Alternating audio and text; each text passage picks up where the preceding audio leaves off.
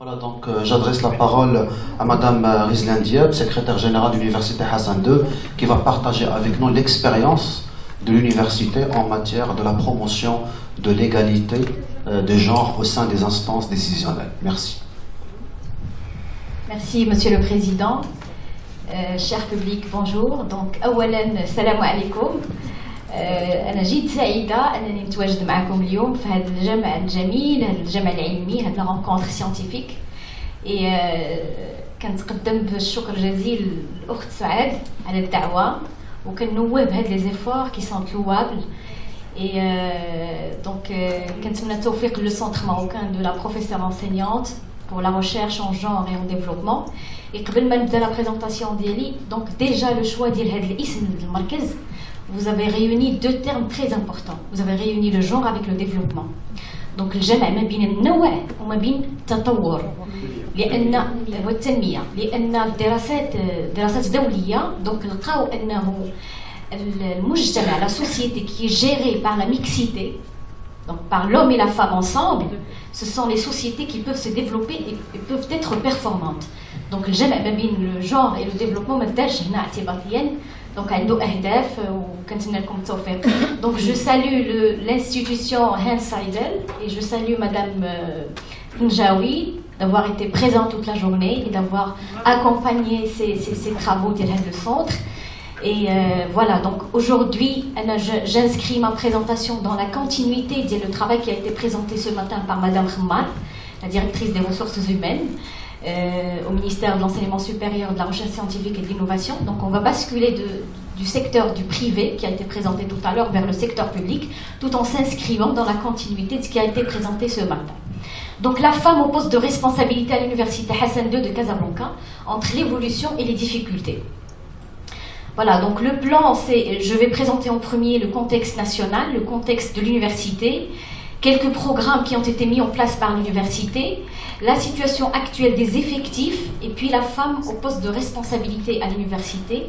Donc je vais présenter quelques évolutions, quelques constats qui ont été détectés sur le terrain et puis quelques recommandations. Alors pour le contexte national, comme on le sait toutes et tous, le Maroc il avait lancé plusieurs chantiers de réforme au cours des dernières années, justement pour l'enracinement des principes de l'égalité entre l'homme et la femme, au sein de son système législatif, juridique et ses programmes de développement. Je ne vais pas m'attarder sur le soubassement juridique, il a été très bien présenté par Ahl Meydan ou Ahl Ma'rifa dans le domaine. Mais je vais donner juste un récap générique. Il y avait la volonté royale, donc la volonté royale et politique gouvernementale qui convergent vers l'adoption de réformes politiques, sociales et économiques qui visent bien évidemment l'instauration du principe de l'égalité et l'équité entre les sexes et en faire une réalité. Mais pas noir sur blanc, mais ça doit devenir une réalité. Donc ça doit être traduit sur le terrain. Voilà. Et nous avons la Constitution de 2011 qui était un tournant décisif pour l'ancrage des droits de l'homme et de l'égalité entre les citoyens pour la lutte contre toutes les formes de discrimination. Alors je bascule vers le contexte de l'université Hassan II de Casablanca. Donc c'est une université qui a mis en place la commission parité et j'appelle Souad en tant que membre du conseil d'université à œuvrer ensemble pour que cette commission soit opérationnelle, qu'elle traduit ses actions en réalité sur le terrain. Donc elle a mis en place la commission parité-égalité, c'est une instance qui émane du conseil d'université pour favoriser l'inclusion de la femme dans les postes de responsabilité et garantir l'égalité. Alors l'université en tant que partenaire du projet Target, donc c'est un projet international qui mène des réflexions, donc Taking a Reflexive Gender Quality Transformation, donc pour justement favoriser l'impact de la femme dans le processus décisionnel. Alors, je présente ici quelques actions qui ont été mises en place par l'université. Il y avait la signature du partenariat entre le ministère de la Solidarité, du Développement Social et de l'Égalité avec l'université Hassan II en la personne de la faculté de droit Ain Chokr pour la création d'une chaire académique Maroc Empowerment pour la promotion de l'égalité femmes-hommes. Alors, il y a le centre de la professeure universitaire. Il y a la mise en place de plusieurs filières en master et en doctorat pour la recherche axée genre. Alors, il y a la mise en place de plusieurs tables rondes, plusieurs webinaires, plusieurs colloques qui traitent la problématique du genre. Voilà. Je passe directement aux statistiques. Donc, je présente ici la répartition de l'effectif pour la catégorie des étudiants, comme vous voyez devant vous. Donc, sur toutes les disciplines, nous avons l'effectif féminin qui dépasse la moitié. Voilà. Donc, ça, c'est par rapport aux effectifs inscrits. Alors, quand on présente les statistiques des lauréats, la même chose, les statistiques des lauréats de filles, elles dépassent de loin les effectifs masculins. Ça, c'est par rapport aux lauréats. Par contre, quand on cherche à avoir les statistiques par rapport au taux d'intégration des femmes et des filles dans le milieu socio-professionnel, là, l'écart, il est très remarquable. Donc, le taux d'intégration de la fille dans le monde socio-professionnel, il est inférieur au taux d'intégration des lauréats masculins. Voilà. Alors, la situation actuelle de l'effectif de l'université par catégorie, donc par rapport à la catégorie des enseignants, donc nous avons l'effectif masculin, il est de 63%, par rapport à l'effectif féminin qui est de 37%. Par contre, par rapport à l'effectif des administratifs, donc il dépasse la moitié. Voilà, il dépasse la moitié. Alors, cette évolution des effectifs par rapport aux 3 dernières années, donc on est passé de 65% des effectifs masculins à 63% aujourd'hui. Par contre, l'effectif des enseignantes féminins, donc on est passé de 35% à 37%. Donc soit un total de 854 enseignantes par rapport à 1440 enseignants aujourd'hui. Donc c'est une évolution qui n'est pas très remarquable. Donc on constate que le recrutement, il est toujours malheureusement orienté homme. Donc ça c'est le constat sur le terrain. Voilà. Pour la femme au poste de responsabilité, donc pour le conseil de l'université sur les 3 dernières années, donc pour le mandat de 2015-2017, on avait un pourcentage de 12% de représentativité de la femme dans le conseil d'université. Pour le mandat de 2018-2020, on est passé à 16%. Aujourd'hui, nous sommes à 17%. C'est une évolution très timide. Voilà. Donc la représentativité de la femme dans le conseil de l'université en tant qu'instance de décision au niveau de l'université, elle est encore timide. Ça peut être dû à l'effectif que j'ai présenté tout à l'heure. Donc l'effectif déjà masculin, il dépasse de loin l'effectif ADA. En plus, je vais vous présenter tout à l'heure quelques constats par rapport aux avis des enseignantes qui choisissent de faire l'enseignement, faire la recherche et éviter les postes de responsabilité. Voilà, ça peut être un choix. L'évolution de la représentativité de la femme au conseil de gestion. Alors en 2019, on était à 20%. En 2020, on est à 10%. Et aujourd'hui, en 2021, nous sommes à 20%. Donc l'effectif a stagné. Ce sont 2 femmes par conseil d'université, donc par conseil de gestion plutôt, qui est composé de 10 personnes. Voilà. La représentativité de la femme dans les postes de gouvernance. Donc je prends le cas des secrétaires généraux, le poste de secrétaire général à l'université. Donc, depuis la création de l'université en 1975, ça fait pratiquement plus de 40 ans. Donc, pour la première fois, nous avons une secrétaire générale femme à la tête de l'université. Donc, c'était un poste pratiquement réservé aux hommes. Voilà. Alors, nous avons aujourd'hui une vice-présidente chargée de la pédagogie. Donc, sur les 2 postes de vice-président, nous avons pratiquement 50% de représentativité de la femme. Et par rapport au chef de division, donc, on est à 50%. Donc, à l'intérieur de l'université, nous avons 8 chefs de division, 4 femmes et 4 hommes. Personnellement, j'ai siégé en tant que membre des commissions de recrutement des chefs de division. Nous avons reçu des candidatures hommes et femmes. Et les femmes, ils ont présenté des candidatures qui étaient à la hauteur et qui a fait que nous avons aujourd'hui 4 femmes à la tête des divisions. Alors pour la représentativité des femmes, au niveau des établissements de l'université. Donc nous avons aujourd'hui sur les 18 établissements 5 secrétaires générales femmes sur les 18. Pour les postes de vice-doyen, directeur adjoint, nous avons 13 femmes sur 34 au total. Et pour les chefs de service au niveau de l'université, donc nous avons plus de 40% de représentativité des femmes dans le poste de chef de service. Voilà. Alors, donc maintenant je présente la représentativité des femmes dans les conseils des établissements, au niveau des 18 établissements. Donc comme vous voyez, sur les 18 établissements, dans la majorité des cas, la représentativité ne dépasse pas 30%. Nous avons un seul cas ou deux qui avoisinent à peu près les 47%, 45%. Donc une représentativité à améliorer. Voilà. Alors par rapport à la représentativité de la femme dans les commissions au niveau des établissements, ce sont des commissions qui émanent du conseil des établissements. Là aussi, on constate que sur les 18 établissements, uniquement 2 établissements qui enregistrent un taux qui avoisine les 40%. Ça interpelle tout le monde.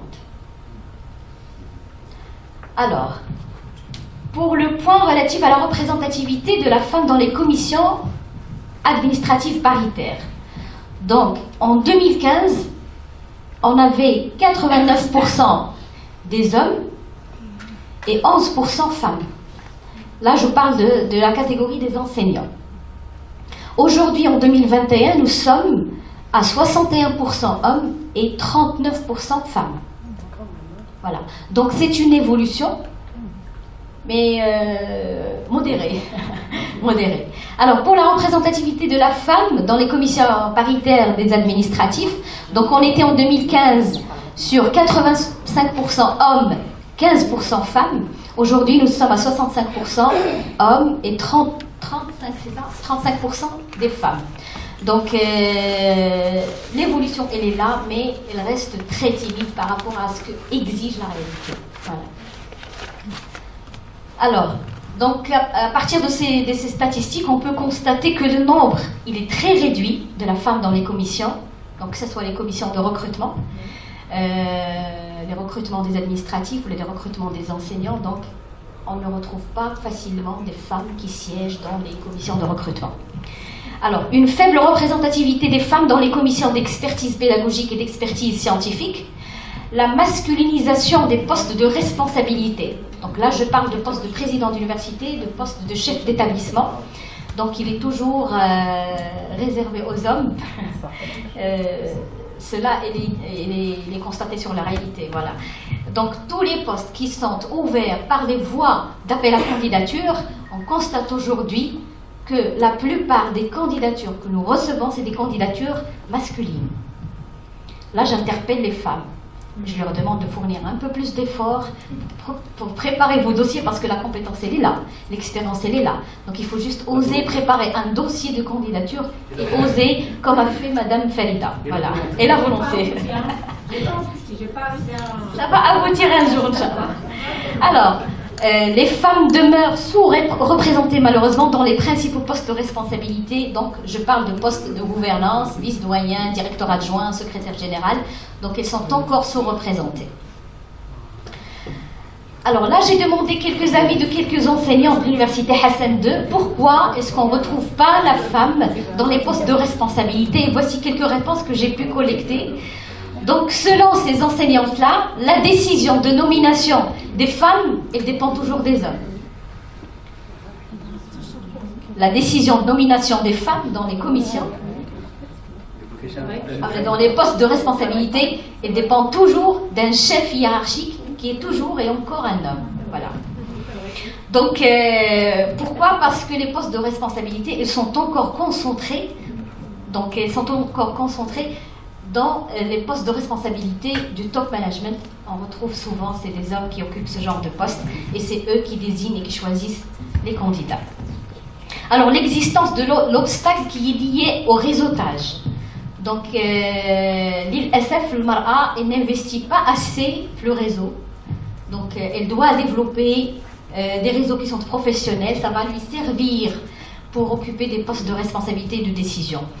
Alors la femme, elle a besoin d'avoir plus de confiance en soi, parce que ce n'est pas la compétence qui manque. Donc plus de confiance en soi, en ses compétences, en ses chances d'avoir un poste de responsabilité.